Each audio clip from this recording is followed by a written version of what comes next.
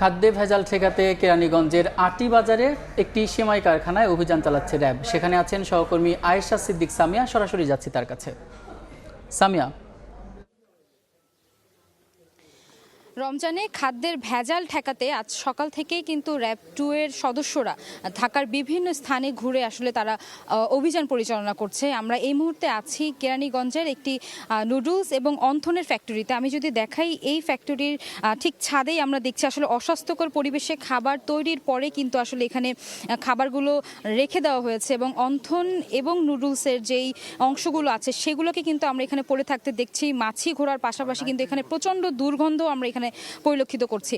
দেখাচ্ছি এইখানে কিন্তু নুডলসের প্যাকেটগুলো আসলে বেশ অস্বাস্থ্যকর পরিবেশে পলিথিনে মোড়ানো এবং এলোমেলোভাবে ছড়িয়ে ছিটিয়ে আছে এবং এই অন্থনগুলোই কিন্তু আসলে পরবর্তীতে এই রমজানের বাজারজাতকরণের সময় কিন্তু তারা এই অন্থনগুলো নতুন অন্থনের সাথে আসলে এক ধরনের মেল মিশ করেই কিন্তু তারা আসলে বাজারজাত করবেন। এবং আমরা এখানে এসে যে র্যাবের কর্মকর্তারা আছেন তারা আসলে পেয়েছেন যে এই অন্থন এবং নুডলসের যে প্যাকেটগুলো আছে সেগুলোতে কিন্তু আসলে পূর্বে থেকেই আসলে 1 বছরের একটি মেয়াদ নির্ধারণ করে দেওয়া আছে, যার কোনো ভিত্তি নেই। যেদিনই আসলে এই অন্থন বা নুডলস তৈরি করা হোক না কেন, এটি কিন্তু আসলে 1 বছর পর্যন্ত চালানো যাবে এমন একটি ট্যাগ কিন্তু আসলে এই প্যাকেজিংগুলোতে আছে। জানিয়ে রাখি, আজকে সকালবেলায় কিন্তু আসলে কেরানীগঞ্জের আরও 2টি সেমাই কারখানায় কিন্তু তারা অভিযান চালায় এবং সেখান থেকে কিন্তু আসলে তারা যে ভেজাল এবং অস্বাস্থ্যকর পরিবেশে খাদ্য উৎপাদন তারা দেখেন এবং সেই এলাকাতে কিন্তু তারা একটি সেমাই কোম্পানিতে, একটি সেমাই কারখানায় 50,000 এবং আরেকটি সেমাই কারখানায় 20,000-এর একটি আসলে জরিমানা দেয় এবং সেই সর্বমোট 70,000-এর একটি জরিমানা আমরা কিন্তু সেখানে দেখেছি। এই মুহূর্তে আসলে যে এলাকাটিতে আছে সেই নিচে আমরা দেখেছি প্রস্তুত প্রক্রিয়া। সেখানে কিন্তু তারা এই র্যাবের আসার উপস্থিতি টের পেয়ে আসলে তারা মাথায় ক্যাপ পরেছেন, হাতে গ্লাভসের পরেছেন, এমনটি কিন্তু আমরা দেখেছি।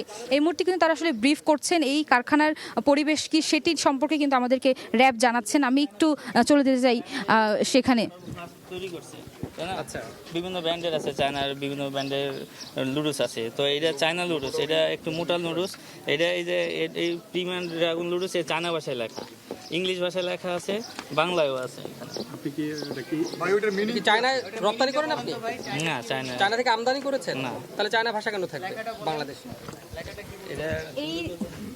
তো এই ছিল আসলে, এখানে আসলে আমরা দেখছি এখনও প্রক্রিয়া চলছে। তারা কিন্তু জরিমানার বিষয়ে আসলে জানাচ্ছেন এবং এখানে কিন্তু ম্যাজিস্ট্রেট আছেন, তিনি কিন্তু কথা বলছেন এবং কি আসলে কত টাকা এবং কি জরিমানা দিবে সেই বিষয়ে কিন্তু এখন আসলে কথা হচ্ছে।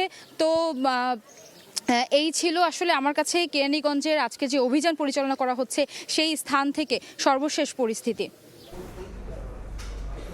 কেরানীগঞ্জ থেকে যুক্ত ছিলেন সহকর্মী সামিয়া।